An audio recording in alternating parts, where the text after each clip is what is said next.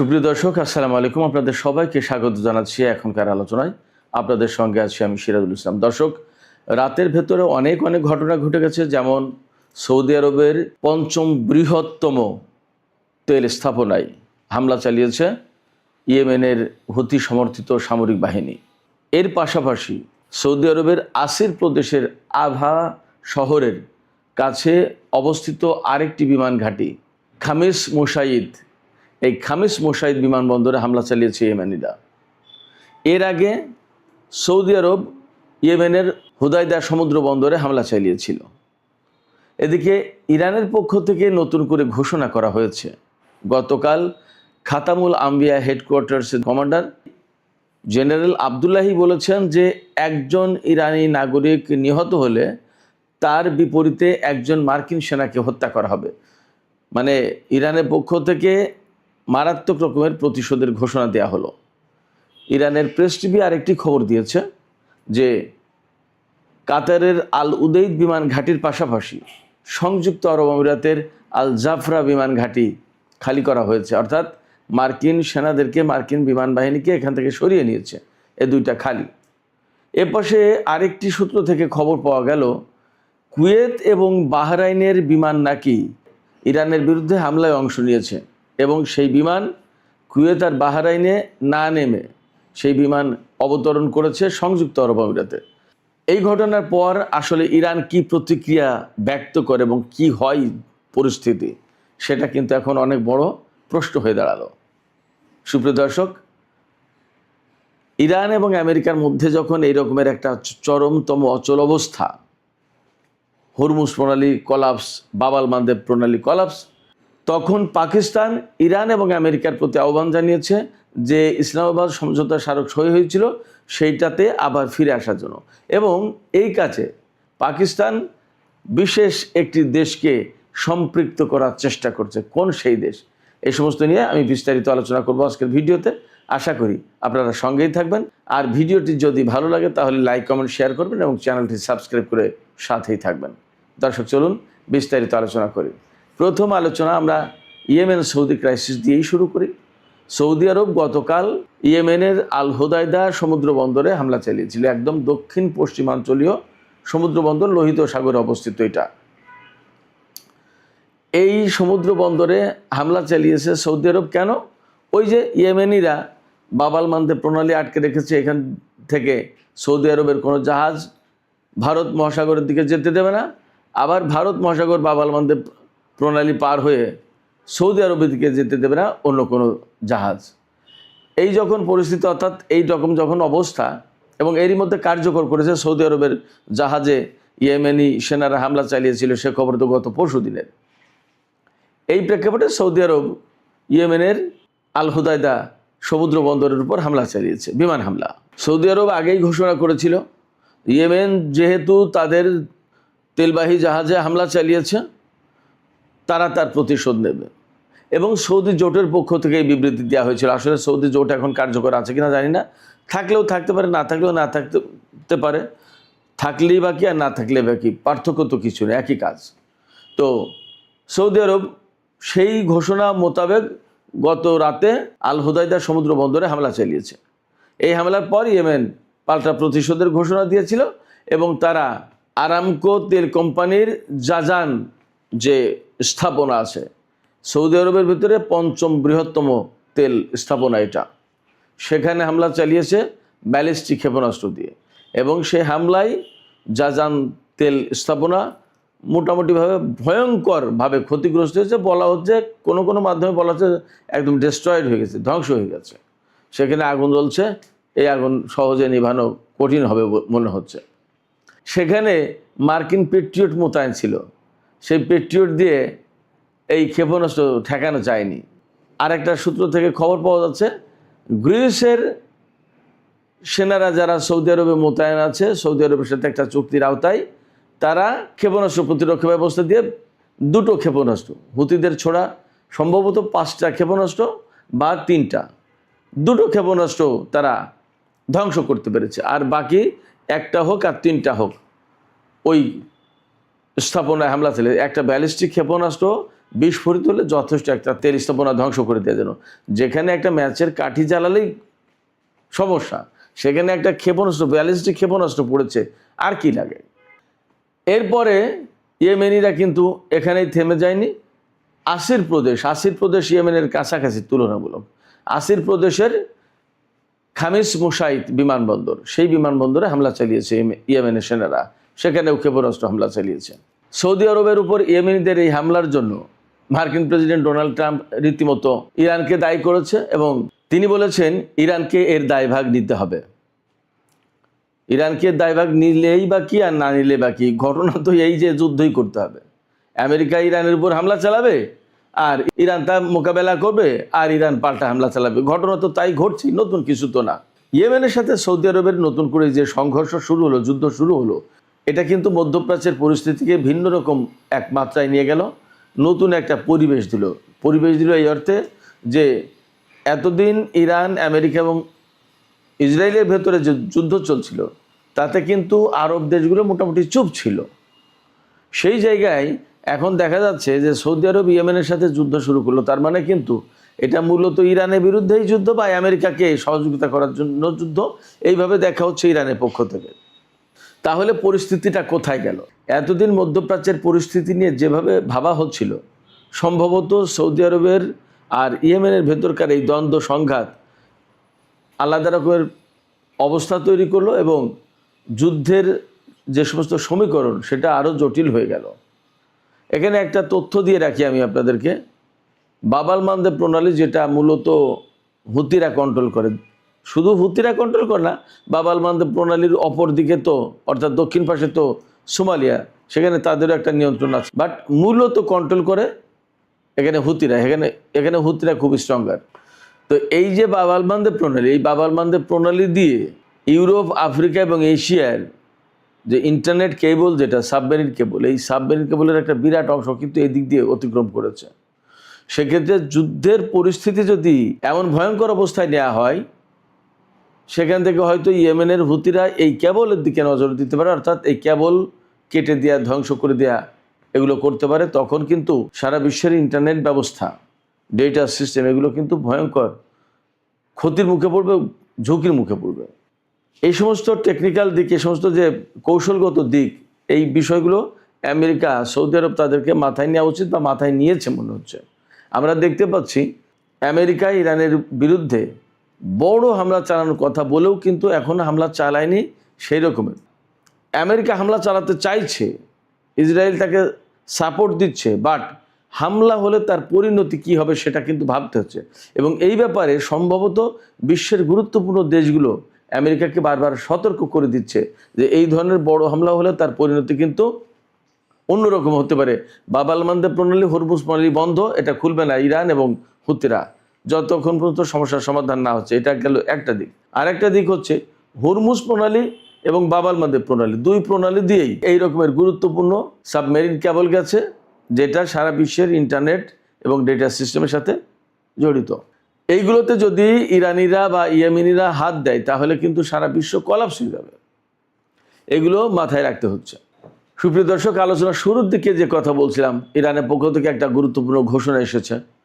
ইরানের খাতামুল আম্বিয়া হেডকোয়ার্টার্স, যেটা, তার কমান্ডার জেনারেল আবদুল্লাহি, তিনি গতকাল ঘোষণা করেছেন মার্কিন হামলায় যদি একজন ইরানি নাগরিক নিহত হয়, তার বিপরীতে ইরান একজন মার্কিন সেনার জীবন নিয়ে নেবে, অর্থাৎ একজন মার্কিন সেনাকে হত্যা করবে। এটা একদম ওপেন ডিক্লারেশন, এটা আমার কোনো ব্যাপার না এবং এটা আমার কোনো দাবি না। ইরানের পক্ষ থেকে এই ঘোষণা দেয়া হয়েছে। তার মানে কি?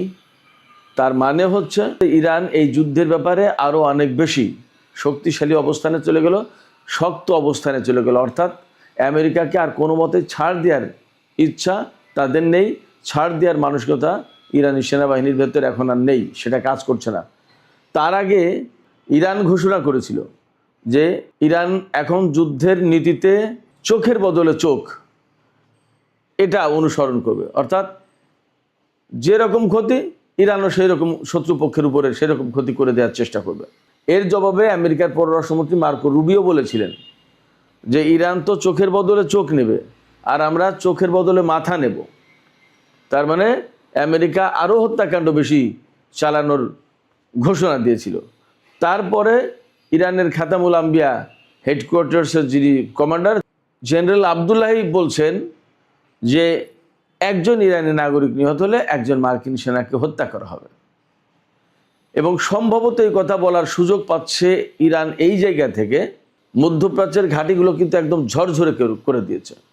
অর্থাৎ কুয়েত, বাহরাইন, সংযুক্ত আরব আমিরাত, কাতার, ইরাক, এই সমস্ত জায়গায় যে সমস্ত আমেরিকার ঘাঁটি ছিল সেই ঘাঁটিগুলোর বেশিরভাগই তছনছ হয়ে গেছে। যখন তছনছ হয়ে গেছে তখন মার্কিন সেনারা সেখানে কিন্তু খুব নিরাপদ না। তো যখন নিরাপদ না, তখন ইরানের পক্ষ থেকে তাদের হত্যা করা কিন্তু খুব একটা কঠিন কাজ না বলে মনে হচ্ছে। আমরা একটা বিষয় খেয়াল করেছি, আমেরিকা ইসরায়েলের হামলায় ইরানের ব্যাপক বেসামরিক নাগরিক নিহত হয়েছে এবং তো সম্ভবত 4000-5000 মানুষ নিহত হয়ে গেছে এই গত 40 দিনের যুদ্ধে এবং এই 12-13 দিনের যুদ্ধে। কিন্তু অপরদিকে খেয়াল করে দেখুন, ইরানের হামলায় যত জায়গায় হামলা চালিয়েছে, ইসরায়েল থেকে শুরু করে ইরাক, কুয়েত, সৌদি আরব, সংযুক্ত আরব আমিরাত, কাতার, বাহরাইন, ওমান, জর্দান, কোনো জায়গায় কিন্তু বেসামরিক লোকজন নিহতের ঘটনা নেই। ইরান কিন্তু একটা যুদ্ধের নীতি অনুসরণ করে চলছে। ইরান বলছে এটা ইসলামের নীতি, বেসামরিক লোকজন তো দায়ী না, তাদেরকে হত্যা করার কোনো সুযোগ ইসলাম রাখেনি। এমনকি ইরানের হামলায় আমেরিকা বা ইসরায়েলের সেনাবাহিনীর লোকজনও কিন্তু কম নিহত হয়েছে। তার মানে দাঁড়াচ্ছে যে ইরান কিন্তু বেসিক্যালি মানুষকে হত্যার জন্য, সে হোক সেনা অথবা বেসামরিক লোকজন, মানুষ হত্যার জন্য চেষ্টা করছে না। কি চেষ্টা করছে? যুদ্ধের কৌশল আমার কাছে যা এতদিন পর্যবেক্ষণে মনে হয়েছে, ইরান চেষ্টা করছে মধ্যপ্রাচ্যে আমেরিকার যত ঘাঁটি আছে সমস্ত ঘাঁটি ধ্বংস করে দেওয়ার জন্য এবং ঘাঁটিতে রাখা ক্ষেপণাস্ত্র প্রতিরক্ষা ব্যবস্থা, বিমান প্রতিরক্ষা ব্যবস্থা, আকাশ প্রতিরক্ষা ব্যবস্থা, radar system, early warning system, electronic warfare system, jamming system, তারপরে আপনার কমান্ড অ্যান্ড কন্ট্রোল সেন্টার, যত যা কিছু আছে, অর্থাৎ সিস্টেম, লজিস্টিক সাপোর্ট এবং তাদের যন্ত্রপাতি, সামরিক সরঞ্জাম, বিমান, আদার যত যা কিছু, এগুলো ধ্বংস করে দেওয়ার চেষ্টা করছে। ক্ষেপণাস্ত্র প্রতিরক্ষা ব্যবস্থা, থার্ড, পেট্রিয়ট, এই সমস্ত। মানুষ হত্যার দিকে কিন্তু তারা নজর দেয়নি, এটা আমার কাছে মনে হয়েছে। তো ইরান এই জায়গা থেকে এখন সরে আসার কথা বলছে, সম্ভবত ওই যে মার্কিন পররাষ্ট্রমন্ত্রী যে ঘোষণা দিয়েছেন যে আমরা চোখের বদলে মাথা নেব, চোখের বদলে চোখ না, চোখের বদলে মাথা নেব। তো যখন চোখের বদলে মাথা নেবে, এটা কিন্তু মারাত্মক ঘোষণা। তার মানে চোখ, ধরুন কোনো একটা মানুষের একটা চোখ হারালো, তখন কিন্তু তার আর একটা চোখ থাকে, দেখতে পারে, এমনকি সে জীবিত থাকতে পারে, বেঁচে থাকে।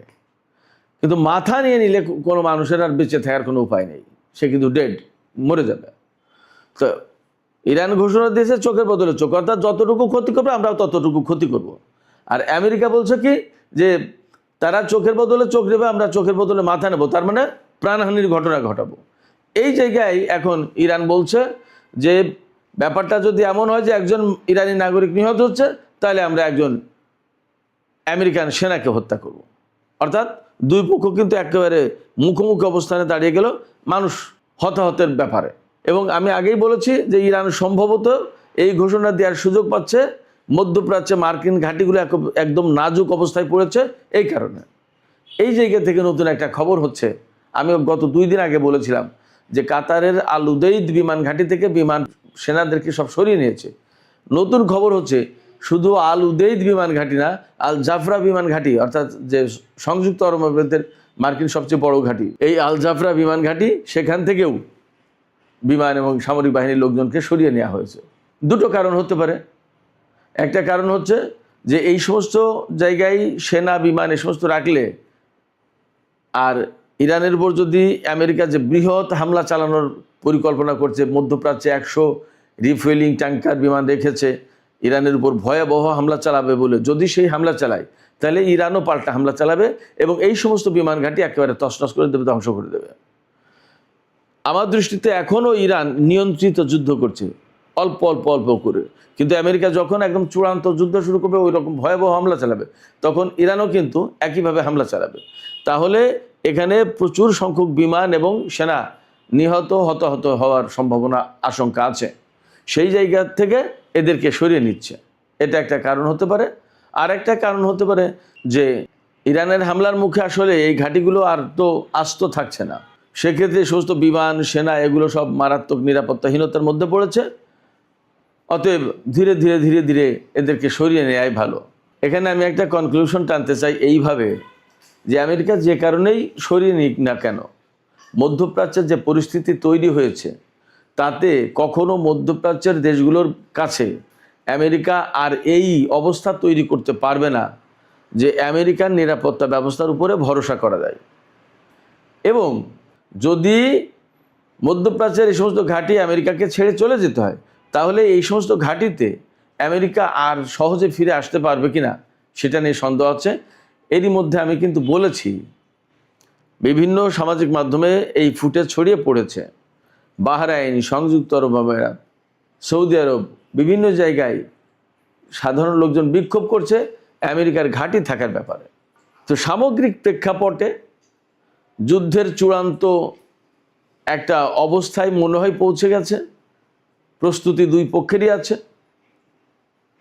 এবং এর প্রেক্ষাপটে আমি আর একটা ভিডিও দেখলাম যেখানে বলা হচ্ছে মাটির নিচেই, ইরানে মাটি তো আসলে এরকম আমাদের মতো নরম মাটি না, সব পাথুরে মাটি, পাহাড়, তো পুরো দেশটাই পাহাড়ের উপরে। খুব কমই সাধারণ মাটি, চাষবাসের মাটি আছে, খুব কম। তো সেই মাটির নিচেই 600 মিটার গভীরে, 600 ফুট না, 600 মিটার গভীরে ইরানের গোপন বিমান ঘাঁটি আছে, যেখানে বিমান রাখা আছে ইরানের সমস্ত যুদ্ধ বিমান। সেই যুদ্ধ বিমানগুলো এখন প্রস্তুত অবস্থায় দেখা যাচ্ছে, সেখানে প্র্যাকটিস চলছে। যে কোনো সময় ইরান হামলায় ব্যবহার করবে এই সমস্ত বিমান। দুটো ভিডিও দেখলাম আমি। একটা ভিডিও হচ্ছে এই গোপন ঘাঁটিতে বিমানের প্র্যাকটিস, বিমান আসছে যাচ্ছে এরকম। আর একটা ভিডিও ফুটেজ দেখলাম যে ইরানের ফ্যান্টম বিমান দিয়ে পারস্য উপসাগরের এলাকায় টহল দেওয়া হচ্ছে। তার মানে কি, পারস্য উপসাগরীয় এলাকায় যদি ইরানের বিমান টহল দেয় তাহলে তো তার বিরুদ্ধে আমেরিকার ক্ষেপণাস্ত্র ছুড়ে ব্যবস্থা নেওয়ার কথা, কিন্তু তা হচ্ছে না। তাহলে কি আমেরিকার সামরিক বাহিনী এখানে আসলে অনেক বেশি দুর্বল অবস্থায় পৌঁছে দিচ্ছে কি? এবং আমি অনেকদিন আগের থেকে একটা কথা বলে আসছিলাম যে ইরানের বিমান বাহিনী কার্যকর ব্যবস্থা নেবে অ্যাক্টিভ হবে যুদ্ধের একটা শেষ পর্যায়ে গিয়ে, যখন আমেরিকার এই অঞ্চলে বিমান প্রতিরক্ষা ব্যবস্থা ভেঙে পড়বে, তখন হয়তো ইরান বিমান ব্যবহার করবে এবং বাকি কাজ সম্পন্ন করবে। অর্থাৎ ক্ষেপণাস্ত্র এবং ড্রোন মেরে এই অঞ্চলের মার্কিন ঘাঁটিগুলো যতটা ক্ষতিগ্রস্ত করে দিয়েছে, তারপরেও কিছু কিছু থেকে যাবে। সেই কিছু কিছু থেকে যাওয়াটা শেষ করে দেবে ইরান বিমান হামলা চালিয়ে। পরিস্থিতি কি সেই দিকে সেখানে গিয়ে পৌঁছালো কিনা জানি না, আসলে পরিস্থিতি কোথায় গেছে। তবে আলামতগুলো কিন্তু দুই পক্ষের চূড়ান্ত প্রস্তুতির কথাই বলছে। এপাশে আর একটা ছোট্ট খবর দিয়ে আমি শেষ করি। সামাজিক যোগাযোগ মাধ্যম এক্সের একটা পোস্টে দেখলাম, নির্ভরযোগ্য পোস্ট, বাট আমি একদম নিশ্চিত বলছি না, কিন্তু খবরটা এরকম যে 2-3 দিন আগে ইরানের বিরুদ্ধে হামলা চালিয়েছে মার্কিন বাহিনী। সেই হামলার সাথে বাহরাইন এবং কুয়েতের যুদ্ধ বিমান অংশ নিয়েছে। বাহরাইন এবং কুয়েতের এই বিমানগুলো পরবর্তীতে সংযুক্ত আরব আমিরাতের একটা বিমান ঘাঁটিতে অবতরণ করেছে। বাহরাইন এবং কুয়েতে নামেনি। বাহরাইন কুয়েতে নামেনি কেন এটা পরিষ্কার না। হতে পারে যে তারা হয়তো ভয় পাচ্ছিল যে ইরান পাল্টা হামলা চালাবে যে কোনো মুহূর্তেই। এখানে নতুন একটা ডাইমেনশন আমি বলি, কুয়েত এবং বাহরাইন যদি ইরানের বিরুদ্ধে হামলায় অংশ নেয় তাহলে এমন সম্ভাবনা বা এমন আশঙ্কা থেকে যাচ্ছে যে ইরান এই দুটো রাষ্ট্রের বিরুদ্ধে এবার ব্যবস্থা নিতে পারে। এতদিন কিন্তু মার্কিন ঘাঁটিগুলোর উপরে হামলা চালিয়েছে ইরান, এবার এখন সরাসরি কুয়েত দেশ হিসেবে কুয়েতের এবং বাহরাইনের বিরুদ্ধে হামলা চালাতে পারে ইরান, এমন আশঙ্কা থেকে যাচ্ছে। হয়তো বা এখানে ইরান যাচাই বাছাই করে দেখার চেষ্টা করছে যে কী ঘটেছে। যদি বাহরাইন এবং কুয়েত ইরানের বিরুদ্ধে সরাসরি বিমান হামলায় অংশ নেয় তাহলে হয়তো দেশ হিসেবে কুয়েত এবং বাহরাইন ইরানের হামলার মুখে পড়তে যাচ্ছে। জানি না কি হচ্ছে কি হবে, তবে আগামী 2-4 দিনের ভেতরে মনে হয় পরিস্থিতি অনেক কিছু পরিষ্কার হবে। আর সৌদি আরব আর ইয়েমেন যে নতুন করে সংঘাতে জড়ালো, এতেও আমি আগেই বলেছি মধ্যপ্রাচ্যের পরিস্থিতি ভিন্ন রূপ পেল, ভিন্ন মাত্রা পেল। দেখা যাক আসলে পরিস্থিতি কোথায় গিয়ে শেষ হয়। সুপ্রিয় দর্শক, এখনকার আলোচনা এখানে শেষ করতে চাইছি। আলোচনা শেষের আগে আমি আপনাদের কাছে জিজ্ঞেস করতে চাই, আপনাদের মতামত জানার চেষ্টা করছি যে এই যে সৌদি আরব এবং ইয়েমেন নতুন করে যুদ্ধ সংঘাতে জড়ালো, এটা কতটা মধ্যপ্রাচ্যের মুসলিম দেশগুলোর স্বার্থে হলো, নাকি এটা বেসিক্যালি আমেরিকা ইসরায়েলের স্বার্থ সংরক্ষণ করবে? অর্থাৎ এই যুদ্ধ থেকে কি আলটিমেটলি আমেরিকা লাভবান হবে, নাকি মধ্যপ্রাচ্যের দেশগুলো লাভবান হবে? কি মনে হয় আপনাদের? আপনাদের মতামত কমেন্টে জানাতে পারেন। আর ভিডিও ভালো লাগলে লাইক কমেন্ট শেয়ার করবেন এবং চ্যানেলটি সাবস্ক্রাইব করে সাথেই থাকবেন। দর্শক, এখনকার মতো আলোচনা এখানেই শেষ করতে চাইছি। আপনারা অনেক অনেক ভালো থাকুন। আল্লাহ হাফেজ।